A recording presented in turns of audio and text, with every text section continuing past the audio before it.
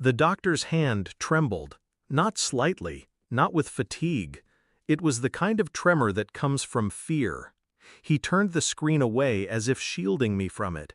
Then his voice, low, strangled. "Leave this hospital now. File for divorce." I stared at him, words refusing to arrange themselves. "What do you mean?" His eyes darted to the door. "There's no time to explain. You'll understand when you see this." He swiveled the monitor toward me. The room stilled. Even the hum of the fluorescent lights seemed to falter. On the screen, our daughter's profile. But etched across her spine, something no genetic accident could explain. An anomaly too precise, too familiar. Recognition slammed into me like ice water. I didn't speak, didn't breathe, didn't even blink. I simply walked out of the room, out of the building, out of the life I thought I knew. The air outside was cold, my mind colder.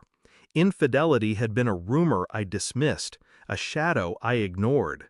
She had excuses, late nights, sudden errands, her phone clutched like a weapon. I told myself marriage was trust, not interrogation. But trust is a fragile illusion. One crack and the entire reflection shatters. Now I carried the weight of that screen inside my skull, the shape of her spine, the mark, the signature of another man's blood. I replayed every touch, every whisper.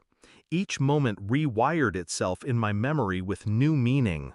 Her smiles now looked like masks, her silences strategy. I didn't confront her, not yet. Confrontation is for the impulsive, for the weak. I chose silence.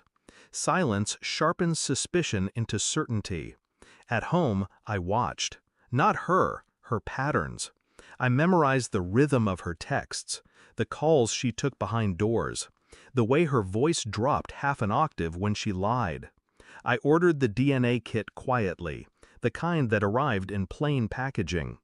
I tested myself first, proof of process, proof of patience. Then I waited. One morning, when she showered, I collected what I needed: a strand of hair, a brush she never noticed missing. Days stretched thin. Nights became hours of listening, to her breathing, to the subtle dissonance between the woman beside me and the stranger she had become. On the surface, I was the same. I cooked, I drove her to appointments, I held her hand in public. But beneath, I was dissecting her life piece by piece. Every truth hides in details, and I was learning to read them all. The envelope arrived in silence, no fanfare, no warning. Inside, the truth. The child was not mine. My pulse didn't rise, my hands didn't shake. Calm is the privilege of the betrayed who already knew.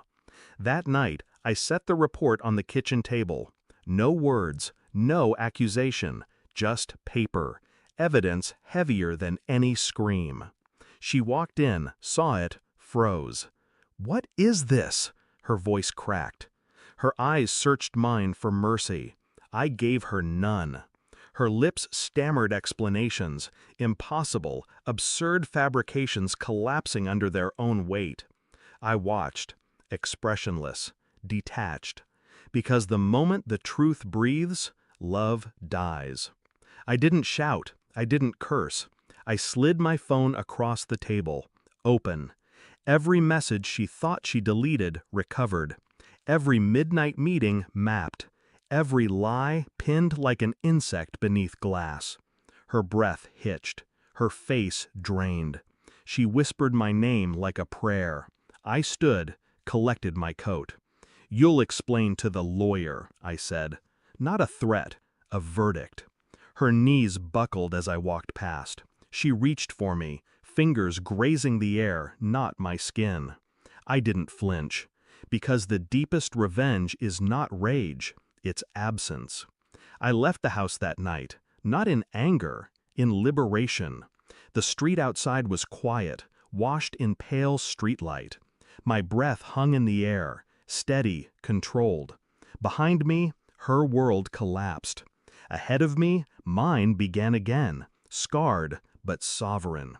People imagine betrayal shatters you. They're wrong.